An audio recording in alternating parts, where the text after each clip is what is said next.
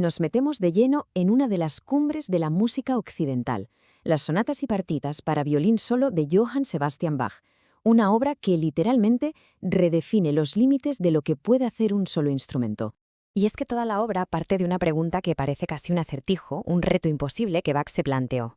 ¿Cómo se puede crear un universo sonoro con múltiples voces, o sea, polifónico, usando un instrumento que por definición está hecho para tocar una melodía? Pues bien, en 1720 Bach no solo encontró la respuesta, sino que entregó una solución tan genial y profunda que a día de hoy estas 6 obras siguen siendo el Everest para cualquier violinista, la prueba de fuego definitiva. Para entender cómo lo consiguió, vamos a seguir este mapa.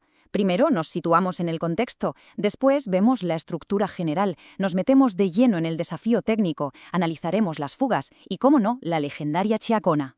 Para entender esta obra, tenemos que viajar a un momento muy concreto en la vida de Bach. Un año de enormes contrastes, marcado por una libertad creativa increíble y a la vez por una tragedia personal devastadora. Resulta que Bach trabajaba en la corte de Cothen para el príncipe Leopoldo, que era un melómano, y le dio carta blanca para componer música instrumental, unas condiciones ideales. Pero justo ese año, en 1720, mientras Bach estaba de viaje con el príncipe, su esposa, María Bárbara, muere de forma repentina. Es en ese cruce de caminos, entre la oportunidad profesional y la desolación, donde nace este ciclo. Pero, y esto es lo más curioso de todo, es que a pesar de ser una genialidad, estas obras cayeron en el olvido durante más de 80 años. 82 para ser exactos.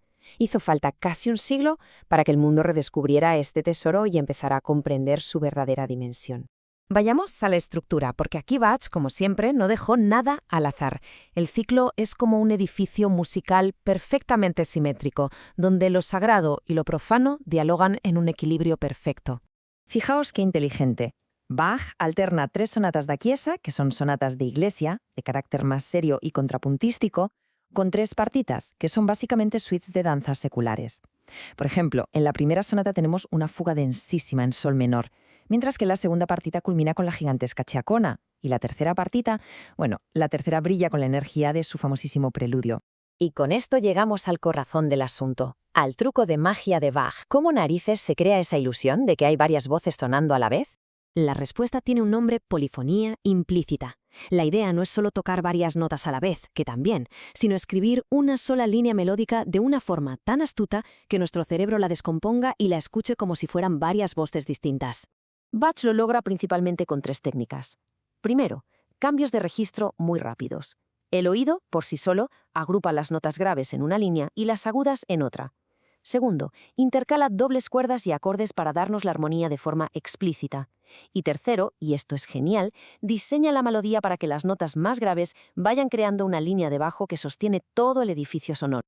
Para que nos hagamos una idea, es como cuando un guitarrista toca fingerstyle. El pulgar hace el bajo y los otros dedos la melodía. Es un solo instrumento, pero el cerebro lo procesa como 2 cosas distintas.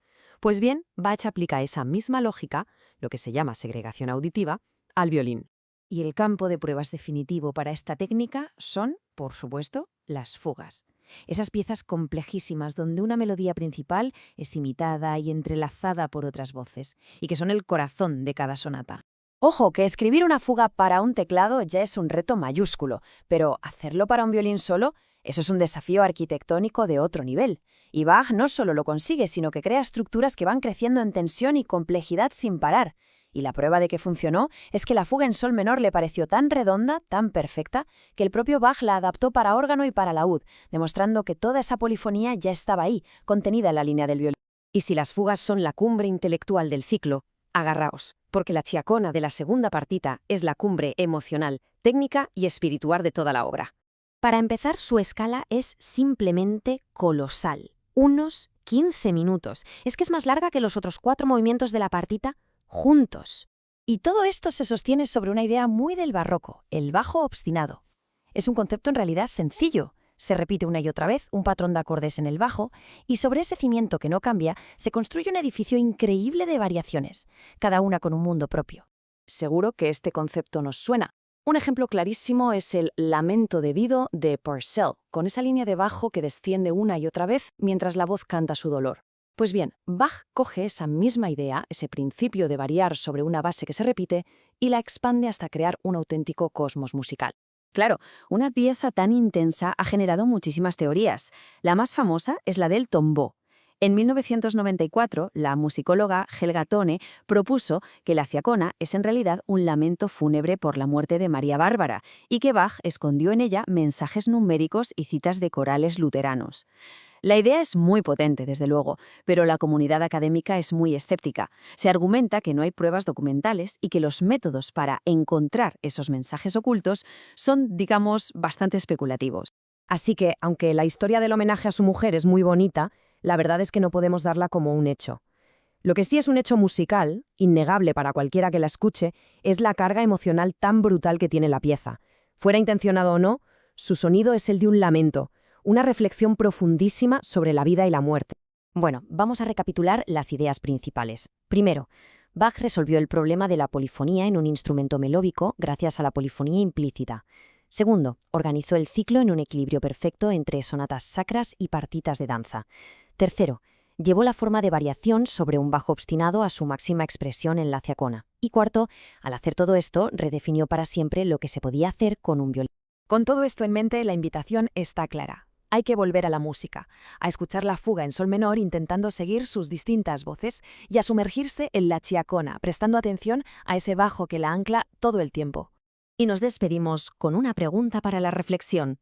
Ahora que se conoce el mecanismo de la ilusión, que se sabe cómo funciona el truco, ¿qué nuevas capas, qué nuevas voces vamos a ser capaces de descubrir en la inagotable arquitectura sonora de la Ciacona? La respuesta, como siempre, está en la escucha.